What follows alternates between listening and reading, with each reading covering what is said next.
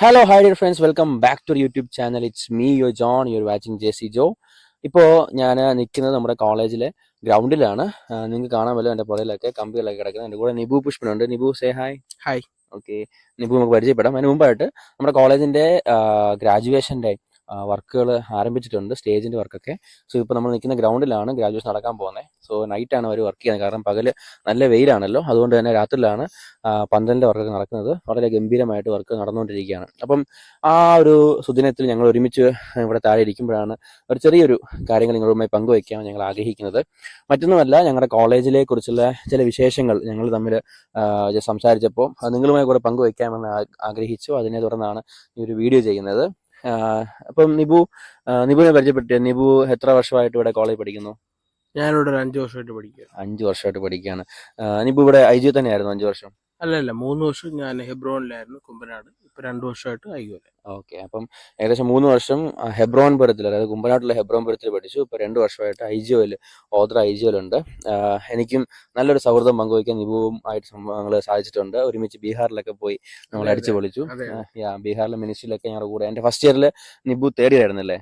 Second year ആയിരുന്നു. Second ഇയറിലെ ministry ആയിരുന്നു, മലയാളം മീഡിയം. അവിടെ നിന്ന് ഒരുമിച്ച് ഞങ്ങൾ ബീഹാറിലേക്ക് പോയി. അന്ന് അപ്പം ഇങ്ങോട്ടേക്കാണ് ലൈറ്റ്.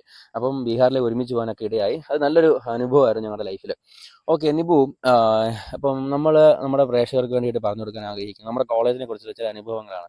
അപ്പോൾ കഴിഞ്ഞ 5 വർഷം നിബു കോളേജിൽ പഠിച്ചിട്ട് നിബുവിനുള്ള എക്സ്പീരിയൻസ്, കോളേജിനെ കുറിച്ചുള്ള എക്സ്പീരിയൻസ് നമുക്ക് എബ്രഹാം അപ്പച്ചൻ്റെ ഒരു വിഷനാണ് ഇത്രമാത്രം ബൈബിൾ കോളേജിനെ റൺ ചെയ്ത് കൊണ്ടുപോയിക്കൊണ്ടിരിക്കുന്നത്. ഇപ്പോൾ നമ്മുടെ വത്സരങ്ങൾ വളരെ നല്ല രീതിയിൽ ഒരു ലീഡർഷിപ്പ് കൊടുത്തുകൊണ്ടിരിക്കുകയാണല്ലോ. അപ്പം ഈ 5 വർഷം നിബുവിൻ്റെ ലൈഫിൽ കണ്ടതിൽ ഈ കേരളത്തിൽ വെച്ചിട്ട് എനിക്ക് തോന്നുന്നു ഐജിഒ ക്യാമ്പസിനെ കുറിച്ച് പറയുകയാണെങ്കിൽ ഐജിഒ ക്യാമ്പസ് വളരെ മികച്ച നല്ലൊരു ക്യാമ്പസാണ് അല്ലേ? കേരളത്തിൽ വെച്ച് ഇത്രയും നല്ലൊരു ഇൻഫ്രാസ്ട്രക്ചർ, നല്ലൊരു എഡ്യൂക്കേഷൻ, എന്താ പറയുക, ഒരു ഫെസിലിറ്റീസ് കൊടുക്കുന്ന മറ്റു കോളേജുകളിൽ എനിക്ക് എൻ്റെ അനുഭവത്തിലില്ല. അപ്പം ഉള്ളവരുണ്ടെങ്കിൽ അവർ അല്ലേ കാണുന്നവരത് അഭിപ്രായങ്ങൾ പറയുന്നതായിരിക്കും. അപ്പൊ നിബുവിന്റെ ഒരു എക്സ്പീരിയൻസ്, ജസ്റ്റ് 5 വർഷത്തെ എക്സ്പീരിയൻസ് ഒന്ന് പ്രേക്ഷകർക്ക് പങ്കുവയ്ക്കാമോ? മൈക്ക് പിടിച്ചു. എന്റെ 5 വർഷത്തെ എക്സ്പീരിയൻസ് എന്ന് പറയുമ്പോൾ, ഞാൻ 2021 ഇവിടെ അഡ്മിഷൻ ആദ്യമായിട്ട് എടുക്കുന്നത്. അന്ന് ഓൺലൈനിലായിരുന്നു എൻ്റെ ഇന്റർവ്യൂ എല്ലാം, പ്രോസസ് എല്ലാം നടന്നത് ഓൺലൈനിൽ. ഞാൻ മലയാളം മീഡിയമാണ് ഞാൻ ചൂസ് ചെയ്തത്. ഞാൻ Malayalam medium diploma in theology Malayalam medium ചെയ്യുമായിരുന്നു. അത് കഴിഞ്ഞിട്ട് ഞാൻ ഇംഗ്ലീഷ് മീഡിയത്തിലോട്ട് വന്നതാണ്. അപ്പോൾ അന്ന് ഞാൻ ആദ്യമായിട്ട് വരുന്ന ഒരു അനുഭവം എന്ന് പറയുന്നത്, ഞങ്ങൾ ഫസ്റ്റ് ഇയർ സെക്കൻഡ് സെമസ്റ്ററിൽ എക്സാമിലാണ് ഞാനിവിടെ ആദ്യമായിട്ട് ഈ ക്യാമ്പസിലോട്ട് വരുന്നത്. അന്ന് ഇൻ്റർവ്യൂവിന് വന്നതാണ്. ആ ഇൻ്റർവ്യൂവിന് വന്നപ്പോൾ ഒത്തിരി ചോദ്യങ്ങൾ എന്നോട് ചോദിച്ചു. അന്നൊക്കെ എനിക്ക് ഒത്തിരി ഭയം ഉണ്ടായിരുന്നു, കാരണം എനിക്കൊന്നും അറിയത്തില്ല അന്ന് ബൈബിൾ കോളേജ് എന്താണെന്നോ, അല്ലെങ്കിൽ കേട്ടിട്ടുണ്ട് ഇങ്ങനെ ഒത്തിരി ബൈബിൾ കോളേജ് ഗ്രാജുവേഷനൊക്കെ പോയിട്ടുണ്ട്. അല്ലാതെ ബൈബിൾ കോളേജ് എന്നൊരു പേഴ്സണലി ഒരു കണക്ഷൻ എനിക്കില്ലായിരുന്നു. അതിനെക്കുറിച്ച് ഞാൻ സ്കെപ്റ്റിക്കാണ്.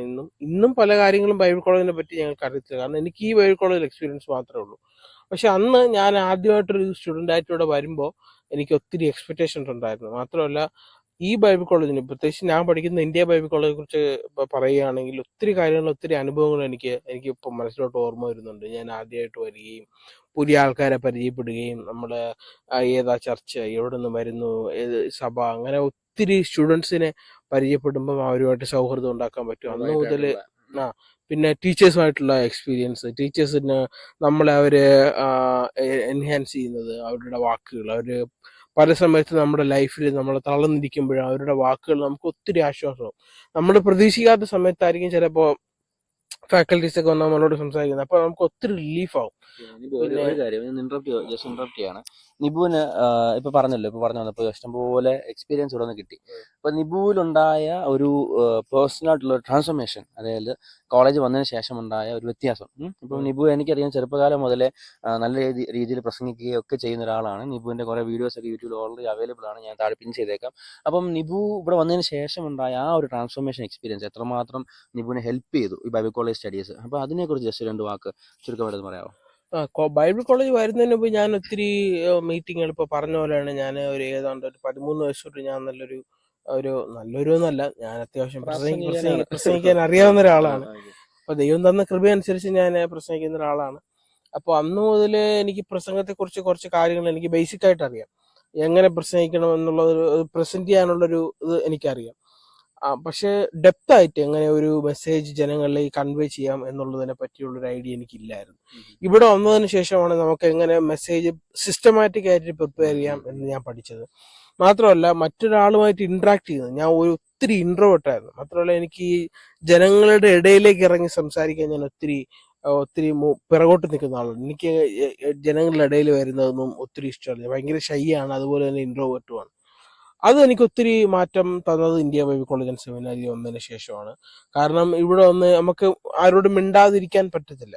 നമുക്ക് എല്ലാവരോടും ഇന്ററാക്ട് ചെയ്താലേ നമുക്കിവിടെ സർവൈവ് ചെയ്യാൻ പറ്റത്തുള്ളൂ. ഇപ്പം നമുക്ക് ഒത്തിരി സുഹൃത്തുക്കളോട് സംസാരിക്കേണ്ടി വരും, ക്ലാസ്മേറ്റ്സുമായിട്ട് സംസാരിക്കേണ്ടി വരും, ടീച്ചേഴ്സുമായിട്ട് സംസാരിക്കേണ്ടി വരും. ഒത്തിരി കാര്യങ്ങൾ നമുക്ക് കോൺവെർസേഷൻ വരെ നമുക്ക് ഡീൽ ചെയ്യേണ്ടി വരും. മിണ്ടാതെ ഉള്ള ഒരു ജീവിതം, അല്ലെങ്കിൽ ഒറ്റയ്ക്ക് ചടഞ്ഞ് കുഴിയോടെങ്കിലും ഇരുന്ന്, അല്ലെങ്കിൽ അങ്ങനെ ഇരിക്കുന്ന ഒരു ലൈഫ് ഇവിടെ പറ്റത്തില്ല.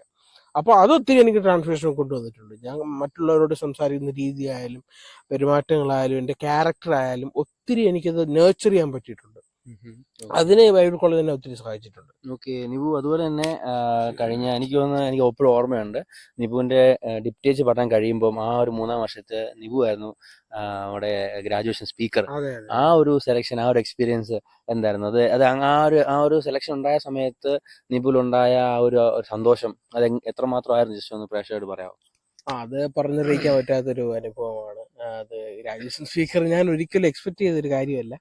അത് പെട്ടെന്ന് ഞാൻ മലയാളം മീഡിയത്തിൽ ഞങ്ങൾ അങ്ങനെ ആ വർഷം ഗ്രാജുവേഷൻ സ്പീക്കർ ഇല്ല എന്നായിരുന്നു ഒരു കൺഫർമേഷൻ ഉണ്ടായിരുന്നത്. പിന്നെ അവസാനമാണ് എല്ലാം തീരുമാനിച്ചത്.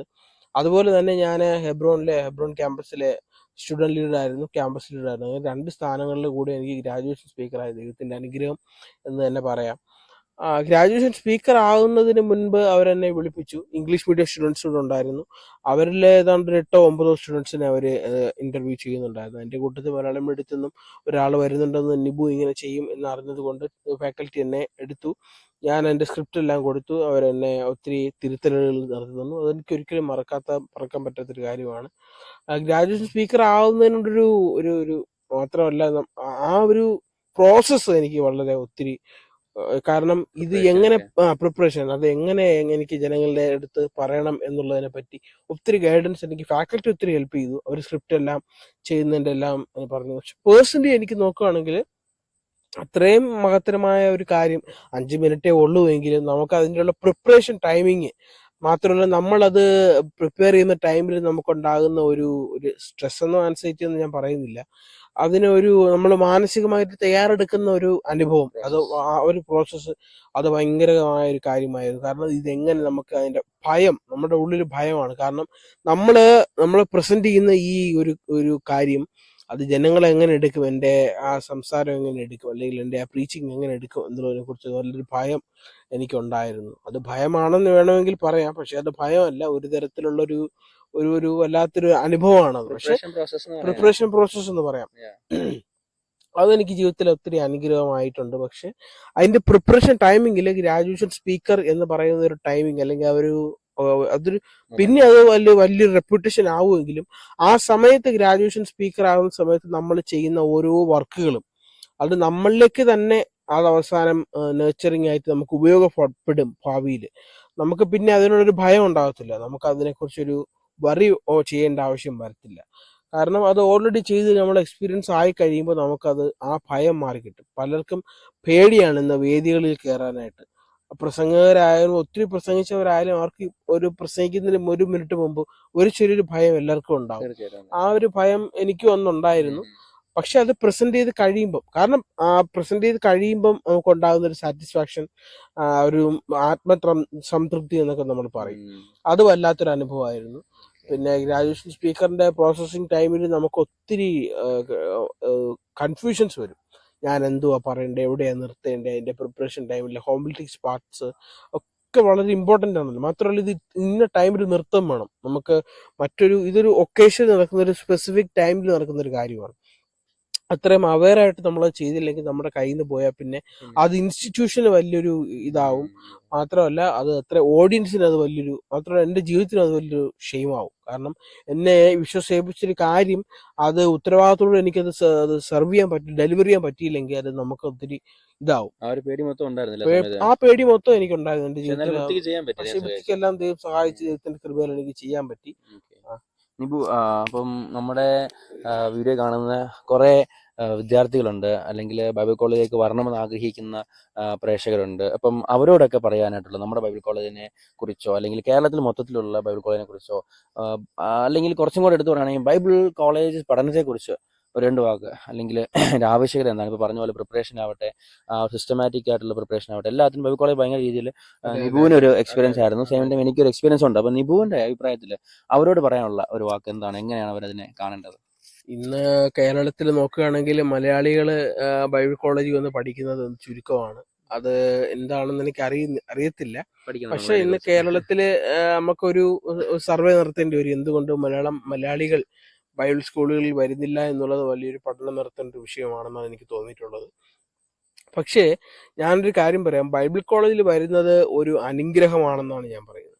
അതൊരു ഒരു കോളിങ്ങോട് കൂടി നിങ്ങൾ ബൈബിൾ കോളേജിൽ വരികയാണെങ്കിൽ വല്ലാത്തൊരു എക്സ്പീരിയൻസ് ആയിരിക്കും. കാരണം പ്രത്യേകിച്ച് ഇന്ത്യ ബൈബിൾ കോളേജ് അനുസരിച്ച് എൻ്റെ ജീവിതത്തിൽ ഒത്തിരി മാറ്റങ്ങൾ വരുത്തിയിട്ടുണ്ട്. വ്യക്തിപരമായിട്ട്, ആത്മീയപരമായിട്ടും വ്യക്തിപരമായിട്ടും എൻ്റെ വ്യക്തിപരമായ ജീവിതത്തിൽ ഒത്തിരി മാറ്റങ്ങൾ കൊണ്ടുവരാൻ ഇന്ത്യ ബൈബിൾ കോളേജ് സെമിനാരിക്ക് പറ്റിയിട്ടുണ്ട്.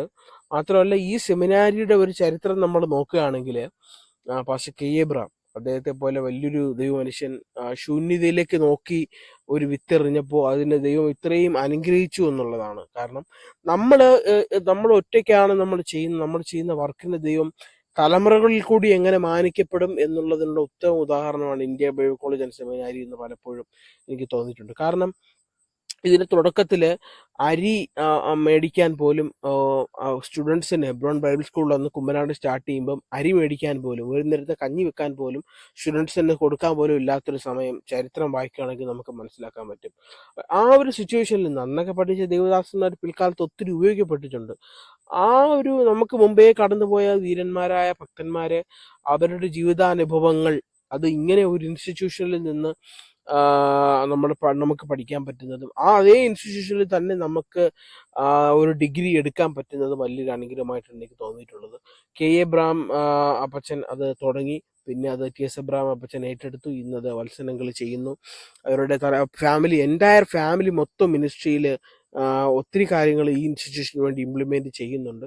അത് വളരെ നല്ല കാര്യമാണ്. ശൂന്യതയിലേക്ക് നോക്കി വിതച്ച ആരെയും ദൈവം ലജ്ജിപ്പിച്ചിട്ടില്ല എന്നുള്ളതിൻ്റെ ഉത്തമ ഉദാഹരണമാണ് ഇന്ത്യ ബൈബിൾ കോളേജ് ആൻഡ് സെമിനാരി എന്ന് പറയുന്നത്. കാരണം IPC സ്റ്റാർട്ട് ചെയ്ത ദേവദാസൻ അതുപോലെ തന്നെ ബൈബിൾ സ്കൂളും സ്റ്റാർട്ട് ചെയ്തു. അതിനെ ദൈവം നടത്തുന്നു. നിങ്ങൾക്ക് ഇവിടെ വരുവാണെങ്കിൽ ഇവിടെ നിങ്ങൾക്ക് കാണാൻ പറ്റും ഇതിൻ്റെ ഇൻഫ്രാസ്ട്രക്ചർ, ഇതിൻ്റെ ഫെസിലിറ്റീസ് എല്ലാം നിങ്ങൾക്ക് കാണാൻ പറ്റും. അപ്പം ഇതിലൂടെ എനിക്ക് പറയാനുള്ളത്, നമ്മൾ വിതയ്ക്കാൻ തയ്യാറാകുക എന്നുള്ളതാണ്. നമ്മുടെ കൂടെ ആരുണ്ടോ, നമ്മുടെ കൂടെ ആരില്ലയോ എന്നുള്ളതല്ല വിഷയം. നമ്മുടെ ഒരു ടീം ഉണ്ടായിരിക്കണമെന്ന് നിർബന്ധമൊന്നുമില്ല. കെ എബ്രഹാം അപ്പച്ചൻ ഒറ്റയ്ക്ക് ഉണ്ടായിരുന്നിട്ട് ഇതെല്ലാം തുടങ്ങാനായിട്ട്. കൂടെ ആരുണ്ട് എന്ന വിഷയം, നമ്മൾ വിതയ്ക്കാൻ തയ്യാറാണോ എന്നുള്ളതാണ്. നമ്മളൊരു വർക്ക് സ്റ്റാർട്ട് ചെയ്യാൻ തയ്യാറായാൽ ദൈവം ആളുകളെ ഓട്ടോമാറ്റിക്കലി കൊണ്ടുവരികയും അതുവഴി അത് തലമുറകൾ വഴി അത് പാസ് ചെയ്യപ്പെടുകയും അത് മറ്റുള്ളവർക്ക് അനുഗ്രഹമാകുകയും ചെയ്യുന്നു എന്നുള്ളതിൻ്റെ ഉത്തമ ഉദാഹരണമാണ് ഇന്ത്യ ബൈബിൾ സെമിനാരി എന്ന് എനിക്ക് പലപ്പോഴും തോന്നിയിട്ടുണ്ട്. അപ്പം നിപുവിൻ്റെ ആ ഒരു അഭിപ്രായത്തിൽ എനിക്ക് മനസ്സിലാക്കാൻ സാധിക്കുന്നത് ഇന്ത്യ ബൈബിൾ കോളേജ് സെമിനാരി നല്ലൊരു ഓപ്ഷനാണ് ഇന്നത്തെ വിദ്യാർത്ഥികൾക്ക്, അല്ലെങ്കിൽ പഠിക്കാൻ ആഗ്രഹിക്കുന്ന തലമുറകൾക്ക് തന്നെയാണ്, അല്ലേ? തീർച്ചയായിട്ടും.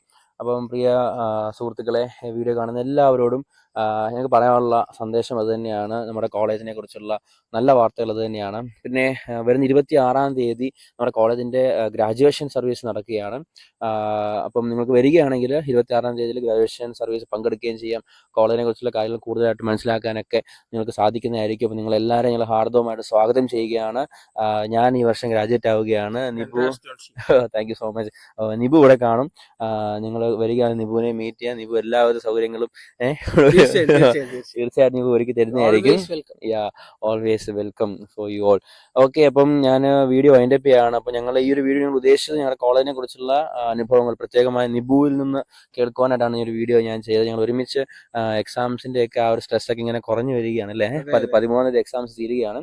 അപ്പം അതിനുശേഷം ഞങ്ങൾ ഗ്രാജുവേഷൻ്റെ പ്രിപ്പറേഷൻ സ്റ്റാർട്ട് ചെയ്യുന്നുണ്ട്. അപ്പം അതിന് മുന്നോടിയായിട്ട് ഇന്നാണ് പന്തൽ വർക്ക് തുടങ്ങി. അപ്പം ഞങ്ങൾ ഒരുമിച്ച് ഇങ്ങനെ സംസാരിച്ചിരിക്കുമ്പോഴാണ് ഇങ്ങനെ ഒരു വീഡിയോ ചെയ്യാം നമ്മുടെ സുഹൃത്തുക്കൾക്കും നമ്മുടെ അനുഭവങ്ങൾ പങ്കുവയ്ക്കാമെന്നുള്ള ആഗ്രഹത്തോട് കൂടി ഈ ഒരു വീഡിയോ ഞങ്ങൾ ചെയ്യുന്നത്. അപ്പോൾ നിങ്ങൾക്ക് വീഡിയോ ഇഷ്ടപ്പെട്ടു വിശ്വസിക്കുകയാണ്. നിങ്ങൾ വീഡിയോ ഇഷ്ടപ്പെട്ടെങ്കിൽ നമ്മുടെ ചാനൽ സബ്സ്ക്രൈബ് ചെയ്യാൻ മറക്കരുത്. കൂടെ തന്നെ ബെൽ ബട്ടൺ നിങ്ങൾ എനേബിൾ ചെയ്ത് വെക്കുക. അപ്പോൾ വരുന്ന നോട്ടിഫിക്കേഷൻ ഉടനെ നിങ്ങൾക്ക് ലഭിക്കുന്നതായിരിക്കും. അപ്പോൾ മറ്റൊരു വീഡിയോ ഇതുപോലെ ഇൻഫർമേഷൻ ആയിട്ടുള്ള വീഡിയോസ് ആയിട്ട് വരുന്നത് വരെ നിങ്ങൾ ഇന്ന് വിടുവാങ്ങുകയാണ്. J C Joe, bye, see you, God bless you all. God bless you all. Thank U.